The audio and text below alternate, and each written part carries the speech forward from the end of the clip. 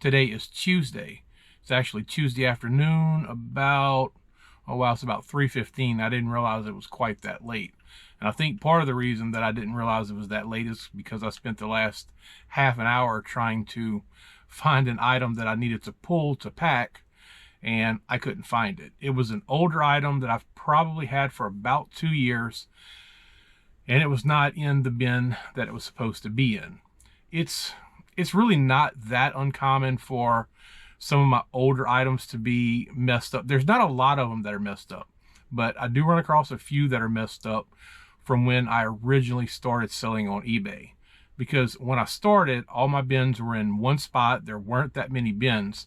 And as I grew, I did move around some things in bins, and obviously I was not as diligent as I should have been with reassigning bin locations in the custom SKUs for some of these items. I don't really run across this situation a lot on these older items, but it does happen occasionally. And to tell you the truth, I was about to give up because I went through all my older bins and I could not find this item.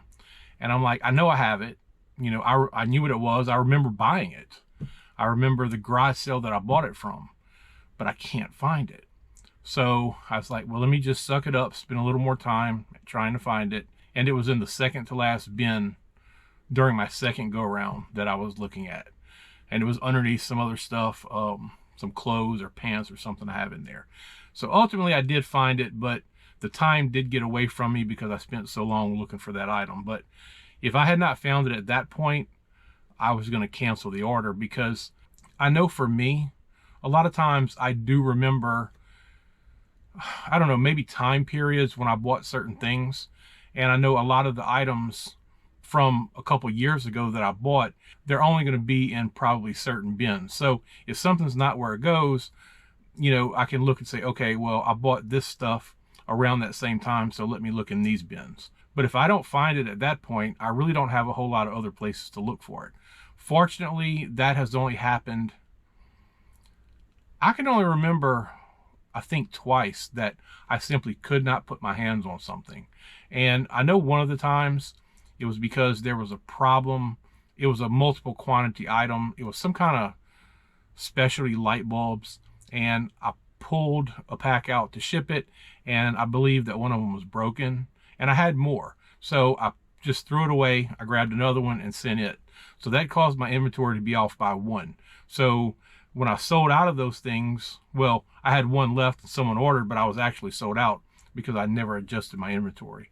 And there was one other time that I was not able to put my hands on an item, and I had to cancel the order. So it doesn't happen all that often, but you know, right now I have almost 900 items listed, so I expect that to happen occasionally. I'm actually I guess I'm kind of surprised that it doesn't happen more often, because while I try to be as diligent as possible about getting the items put in a bin where they're supposed to be, keeping track of the inventory, and not, you know, misplacing them in other bins or other areas where they don't go.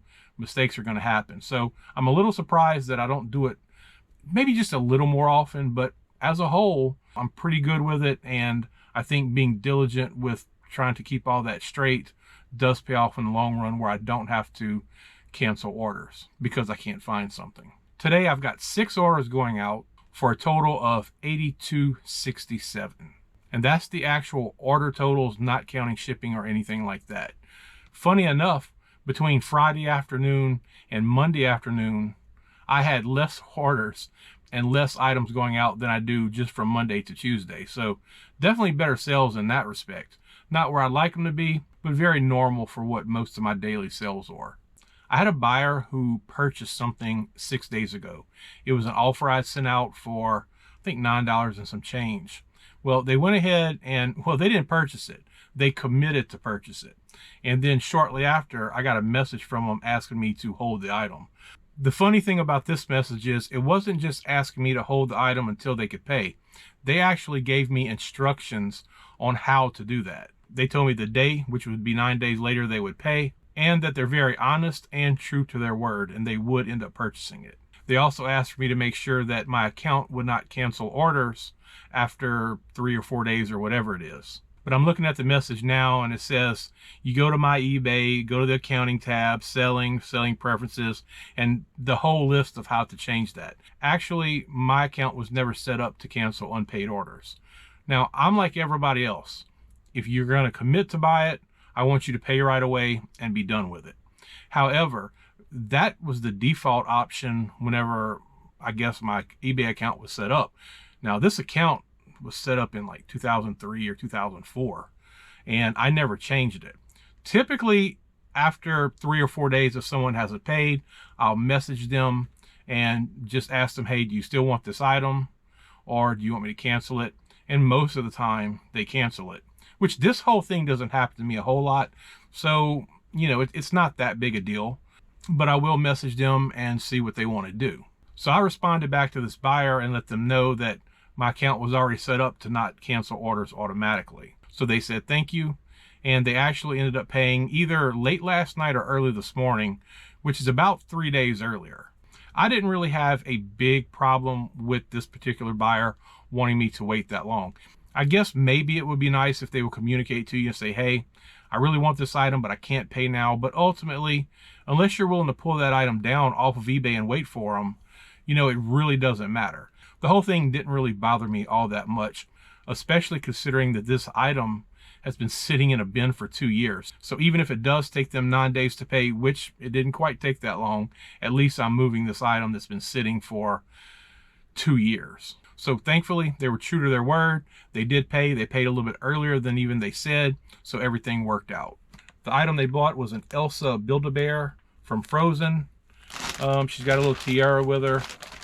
And I bought this at a garage sale, like I said, about 2 years ago. I actually bought 2 Build-A-Bears and, I don't know, a fair amount of Build-A-Bear clothes. And the clothes sold almost, well, not right away, but within a few weeks, I sold all the clothes. Not the clothes off of the Build-A-Bears. This was extra clothes I had bought. But the clothes sold quick.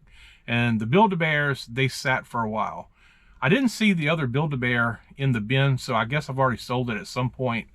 But poor Elsa here has been sitting for a really long time. So I'm kind of glad to see her go to a better home than being cooped up in, you know, this gel of a bin that she's been sitting in for about 2 years now. And she sold for $10.06 plus shipping. The next item that sold was a cookbook. It's called Kitchen Souvenirs Volume 1. It's from the East Ascension Genealogical and Historical Society. East Ascension is a parish that's in South Louisiana. It's right up next to Baton Rouge. And this is a very rare and obscure, I don't know if that's the right word or not, cookbook. Now, there is a very funny recipe in here for possum and taters. But this cookbook, I have never ran across it before, and I seriously doubt that I'll run across it again. I don't know if it's from the 60s or the 70s, but it's no newer than the 70s for sure. And it has a lot of very South Louisiana-ish recipes, and it also has the names of the people who submitted the recipes, which are very, very typical names for that area. And like a lot of these older vintage cookbooks, I find that, especially these rare ones, they're not in great shape. I always list them as acceptable. But, you know, that doesn't change the fact that the recipes in here are still great. Sometimes they have covers torn off. Sometimes the pages, not all the pages, but a few of them may be pulled out. But they're still full of really good recipes. And you just don't find a lot of these real vintage South Louisiana Cajun and Creole cookbooks around.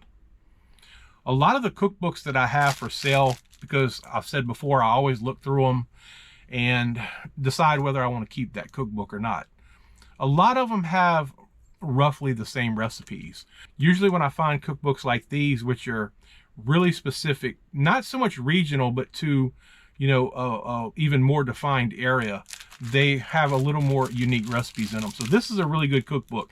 And the buyer of this is actually the 4th cookbook that he's bought from me in the last 2 or 3 weeks. So I don't know if he's a collector or maybe he's from this area, but he's getting a really nice collection of cookbooks.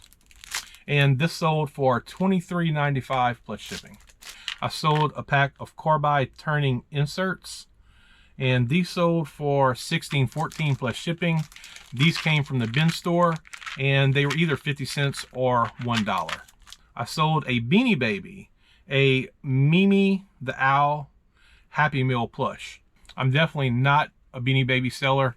As a matter of fact, I think this is only the second Beanie Baby that I've ever sold. The only other Beanie Baby I sold was one I found at Goodwill one time. And it may have been like the last Beanie Baby. It was like a black bear or something. I don't really remember. But other than that, this is the only one that I've ever sold. And I didn't pay anything for this. One of the offices that I do work at actually gave me this. I found it in the lobby of this office.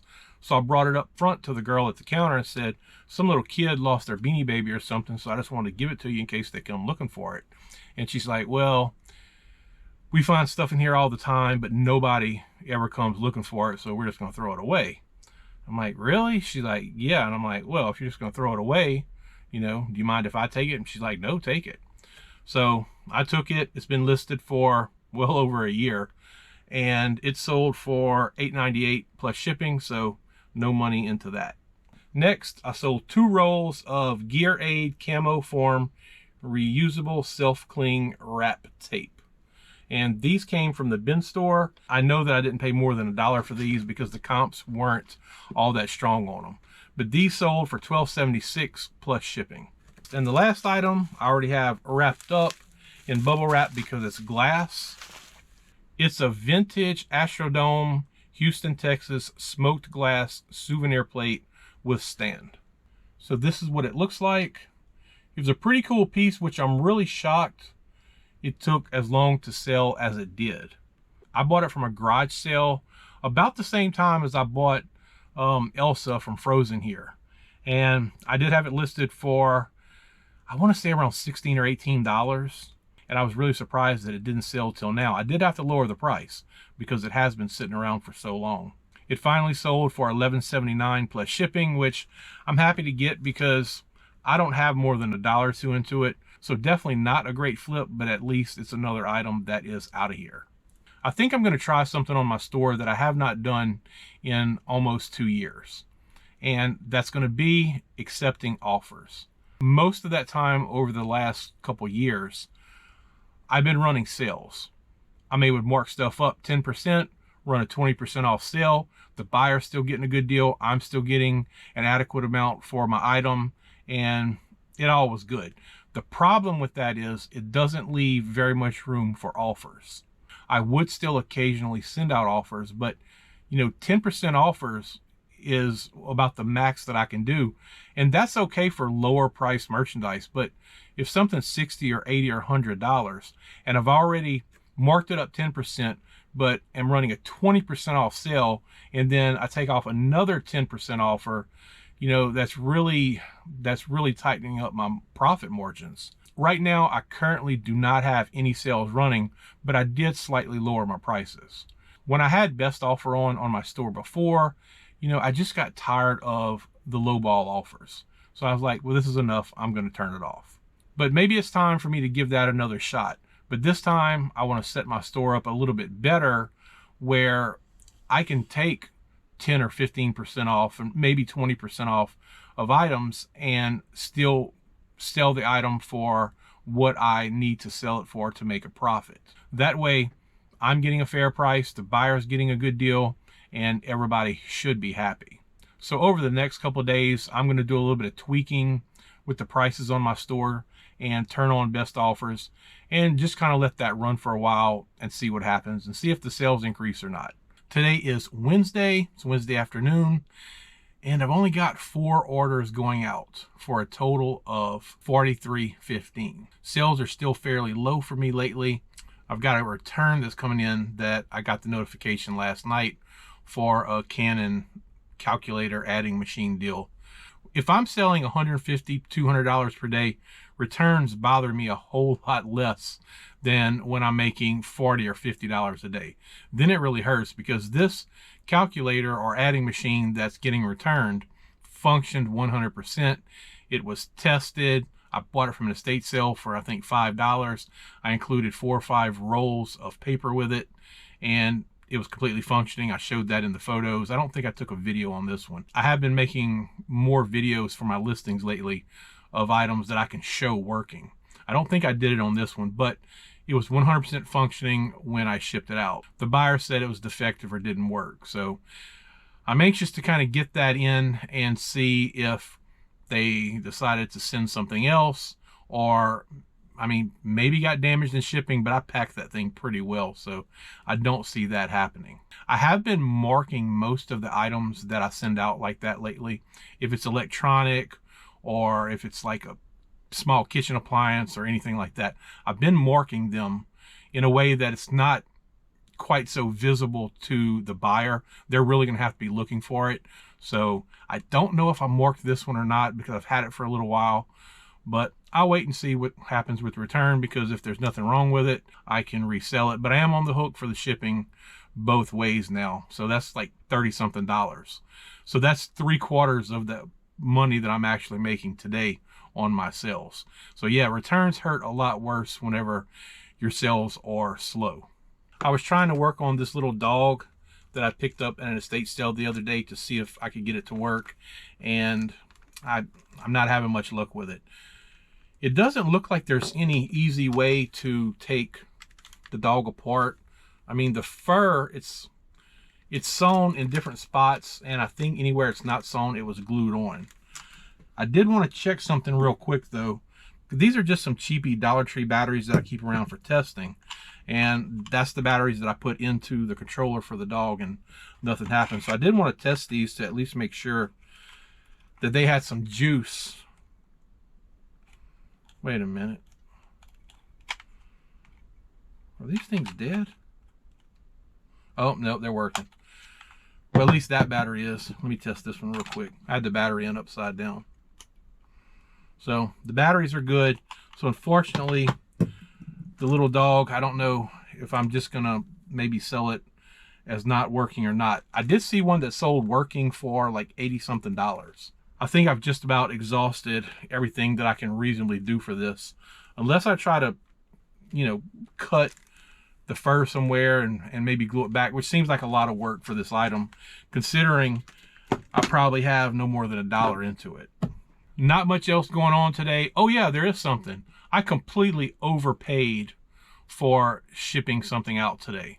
I do all my shipping through eBay, and I've always done that just because I didn't want to ship like through Pirate Ship and have to import the information over or whatever. It was just easier to ship through eBay, and from what I've heard, the rates are very comparable with Pirate Ship, although I know sometimes people say Pirate Ship might be a little cheaper. You know, it was just one more hassle that I could cut out of my life by shipping with eBay.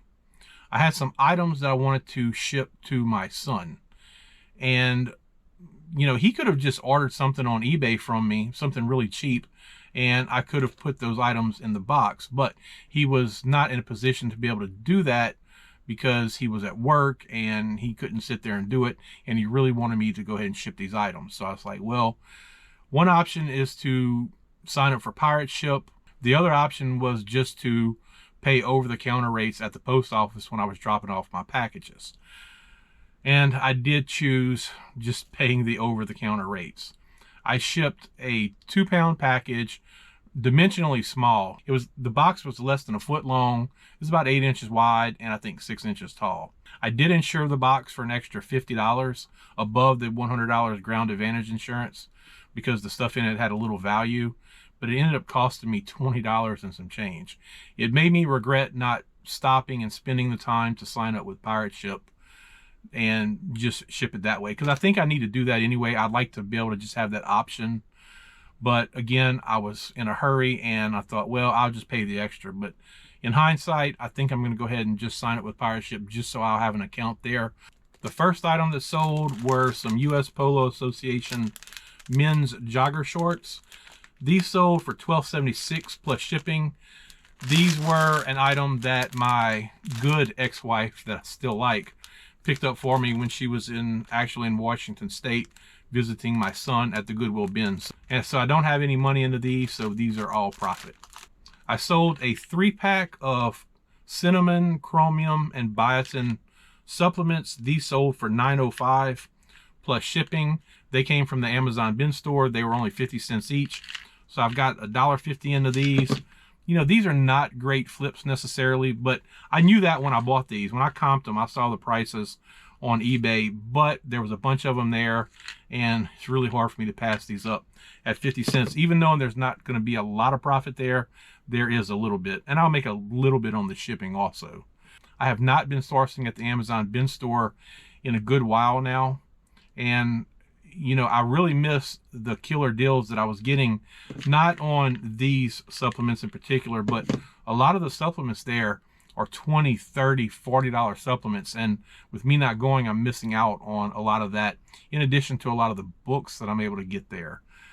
But I'm still sitting on so much inventory, and even bringing inventory in from estate sales right now, that it just hasn't been feasible for me to really bring in even more inventory from the Amazon bin store.